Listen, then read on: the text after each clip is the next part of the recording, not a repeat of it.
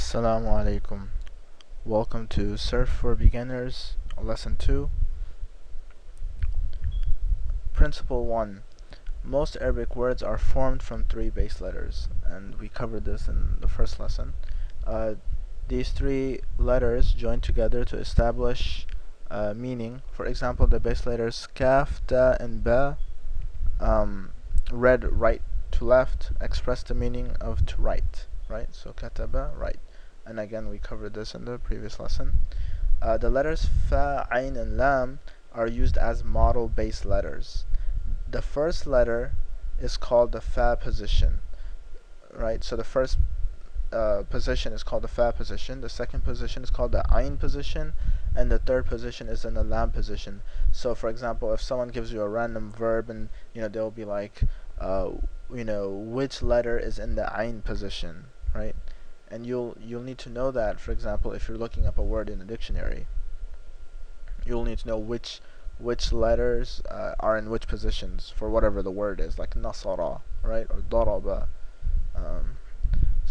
And the base letters fa'ala express the meaning of to do. So these letters, their meaning is to do.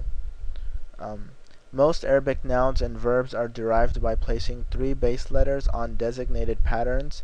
These patterns involve vowelling the base letters and often require the addition of non-base letters. Okay, so basically, you have like fa'ala, right? We're adding a fatha on each letter, right? And and in some instances you'll have an extra letter, like an alif, for example. Each of these patterns reflect the meaning of the base letter in a unique way. For example, the pattern fa'il describes a person who enacts the meaning of the base letters. Right. So again, we did this in the previous lesson, but what was the example? Katib, right? Writer, right? So the base letters are kaf, ta, and ba, right? But when you have an alif after the first letter, right, and the fatha on the first letter, katib, and kasra on the ayn position, then it gives the meaning to write, or one who writes, right? And this is one who does, because fa'ala means to do, so one who does. And again, this just breaks it down. So fa'il, one who does. So if you just switch the base letters around, you keep the extra alif, right? You add the new base letters, you have katib, one who writes. Instead of one who does, one who writes, right? And you can do one who prostrates, one who eats, all that kind of stuff. So a quiz. In the following word, which letter is in the ayn position, right? So this is where you pause the video and you give your answer, inshallah.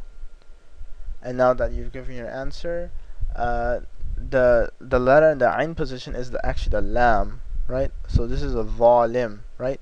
The one who oppresses, right? So the alif is extra, right? And so the ayn is the lam. So that's why you would need to know this to look up in the dictionary, that you're actually looking up the, lam, and meme, and you're not looking for the alif, lam, meme. Okay?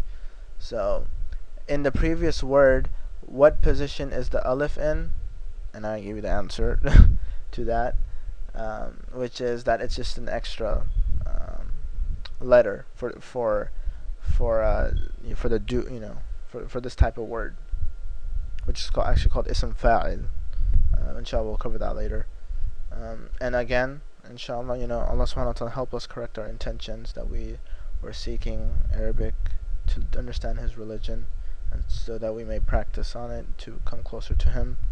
And may Allah forgive my sins, and may Allah forgive all our sins, and grant us Jannatul Firdaus without taking our deeds into account. And if you benefited from this video, please do remember to make dua for me. Jazakallah khair for watching. Assalamu alaikum.